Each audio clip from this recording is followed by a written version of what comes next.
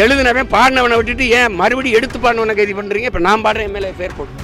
கள்ளத்தனம் செய்த காதகன் கருணாநிதி, சதிகாரன் கருணாநிதி, சண்டாளன் கருணாநிதி. போடு ஓடு பாப்போம். நீ புள்ள பூச்சி பிடிச்சி விளையாடுவா ராஜா? தேலு பாம்பு நட்டுவாக்கிலி பிடிப்பிய? அதிகாரம் வந்தோடனே உங்க அப்பாவுக்கு புனிதர் பட்டம் கட்டிடுவீங்களா? செஞ்ச துரோகமெல்லாம் மறந்து போயிருமா? இந்த நாட்டில் தமிழர் இன வரலாற்றில், அரசியல் வரலாற்றில் தீய ஆட்சியின் தொடக்கம், தீய அரசியலின் தொடக்கமே ஐயா கருணாநிதி வந்து உட்கார்ந்த பிறகுதான். என்ன அப்படி உங்க அப்பா வந்து அப்படி இறை தூதர், இறை மகன் இயேசு இல்ல சொல்லுங்க, பகவான் கிருஷ்ண பரமாத்மா என்னன்னு சொல்லுங்க. இங்க கள்ளச்சாரம் வைக்கிறான்னு தெரியாது, இவ்வளவு பேர் ஒரு வருஷமா திட்டமிட்டு ஆம்ஸ்டாங்க கொல்ல போறாங்கிறது ஒட்டு கேட்க தெரியாது. இந்த வேளை 133 கொலை நடந்திருக்கு 31 நாள்ல. எதையுமே கண்டுபிடிக்க முடியல.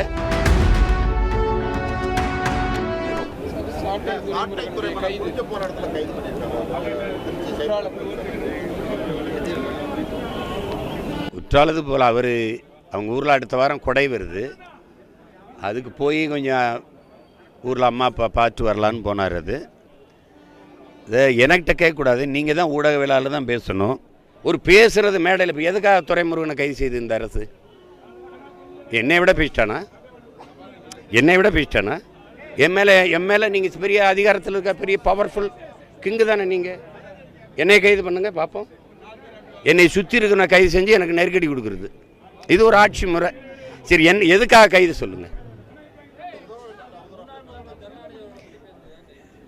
அவதூறு என்னங்க? அது இருந்த பாட்டுங்க. கள்ளத்தனம் செய்த காதகன் கருணாநிதி, சதிகாரன் கருணாநிதி, சண்டாளன் கருணாநிதினு பாட்டு உங்களுக்கு அனுப்பவா? எழுதினவன் பாடினவனை விட்டுட்டு ஏன் மறுபடியும் எடுத்து பாடினவனை கைது பண்றீங்க? இப்ப நான் பாடுறேன் எம்எல்ஏ பேர் போடு. கள்ளத்தனம் செய்த காதகன் கருணாநிதி, சதிகாரன் கருணாநிதி, சண்டாளன் கருணாநிதி. போடு ஓடு பாப்போம். போட்டு உள்ள வை. நீ புள்ள பூச்சி பிடிச்சி விளையாடுவா ராஜா? தேலு பாம்பு நட்டுவாக்கிலி பிடிப்பியா? புலி சிங்கத்தோட மோதுவியா? முன்னாள் முதல்வர் நீ உங்க அப்பாவை நீ அதிகாரத்துக்கு வந்தோன்னா புனித பட்டம் கட்ட பார்க்கிற துரோகி. தமிழ் பேரினத்திற்கு பச்சை துரோகி. யார் தர்க்கம் செய்வா? அதிகாரம் வந்தோன்னா உங்க அப்பாவுக்கு புனிதர் பட்டம் கட்டிடுவீங்களா? செஞ்ச துரோகமெல்லாம் மறந்து போயிருமா?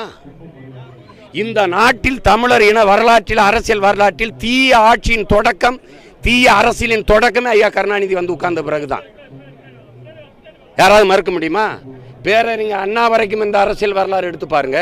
எவ்வளவு நாகரிகம், எவ்வளவு கண்ணியம். இவர் வந்த பிறகு நடந்ததை பாருங்க. அதுக்கு பிறகுதான் ஊழல், லஞ்சம், கொலை, கொள்ளை, அவதூறு பேச்சுகள், அநாகரிக அரசியல், சாராயம், இதெல்லாம் எப்போ வந்தது? முன்னாள் முதல்வரை பேசவே கூடாதா? உங்க கட்சிக்காரங்க, உங்க வாடகை வாய்கள், நீங்கள் எல்லாம் முதலமைச்சராக இருந்த ஐயா எடப்பாடி பழனிசாமி நீங்க பேசுனதுல என்ன? ஐயா ஸ்டாலின் பேசுனதுல இருக்கு, எடுத்து அனுப்பட்டா? நீங்க பேசலாம், அது கருத்துரிமை. நாங்க பேசினா அது அவமதிக்கிறது. என்ன அப்படி உங்க அப்பா வந்து அப்படி இறை தூதர், இறை மகன் இயேசு இல்ல சொல்லுங்க, பகவான் கிருஷ்ண பரமாத்மா என்னன்னு சொல்லுங்க. ஒரு அதிகாரி நீங்க எஸ்பியா வச்சிருக்கிறீங்க, இந்த வருண்னு, அவர் எங்க ஊருக்காரு, ஒரப்புள்ளிக்காரரு. தொடர்ச்சியா அவர் விளையாட்டு, ரொம்ப அதிகமாக விளையாட்டு. தேவர், நாடாரு, கோனாரு, தேவேந்திரரு, யாரையுமே அவருக்கு பிடிக்க மாட்டேது. பிறப்பு வெறுப்பு அவருக்கு எங்க மேல எல்லாம். ஏற்கனவே குண்டாசு இங்கே வந்து வேற இடத்துல வழக்கு, இங்கே வர சொல்லி சென்னைக்கு கொண்டு வந்து சேர்க்க சொல்லி உள்ளதுக்கு குண்டாசில் போட்டது இதே வருண் ஐபிஎஸ் தான். இப்போவும் அவரை கைது பண்ணி இங்கே கொண்டா திருச்சி கொண்டு வரதும் வருண் ஐபிஎஸ் தான்.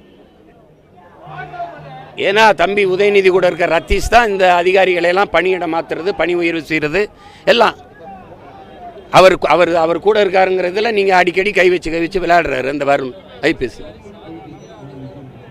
உண்மையிலே நீங்கள் என்ன வேணா ஆதாரங்களை தர்றேன். விரட்டி தேவர், தேவேந்திரர், நாடாரு, கோனாரு, அவர் வன்மம்.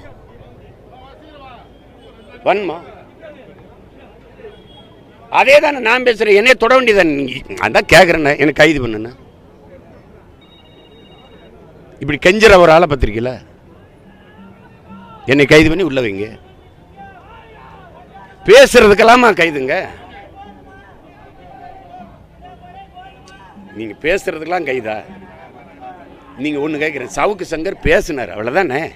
அதுக்கு வச்சு ஒரு 10-15 நாள் 20 நாள் வைக்கல, 1 மாதம் வைக்கல, எவ்வளோ நாள்? சரி, ஃபெலிக்ஸ் என்ன பண்ணார்? டெல்லியில் இருக்கிற ஃபெலிக்ஸோடைய அலைபேசியை ஒட்டு கேட்டு டெல்லியில் இருக்காருன்னு போய் கைது பண்ணி உள்ளே கொண்டு வர தெரியுது, இங்கே கள்ளச்சாரம் வைக்கிறான்னு தெரியாது. இவ்வளோ பேர் ஒரு வருஷமாக திட்டமிட்டு ஆம்ஸ்டாங்கை கொல்ல போகிறாங்கிறது ஒட்டு கேட்க தெரியாதுல்ல. நான் எங்கள் ஆத்தாவுக்கு அரணியூரில் பேசுனேன்னா அது ஒட்டு கேட்க தெரியும், டெல்லியிலும் கேட்க தெரியும், இங்கே கேட்க தெரியும். சீமான் யாரோட என்னென்ன பேசுகிறான்லாம் பதிவு பண்ண தெரியும். இந்த வேளை 133 கொலை நடந்திருக்கு 31 நாளில், எதையுமே கண்டுபிடிக்க முடியல. கேவலம்.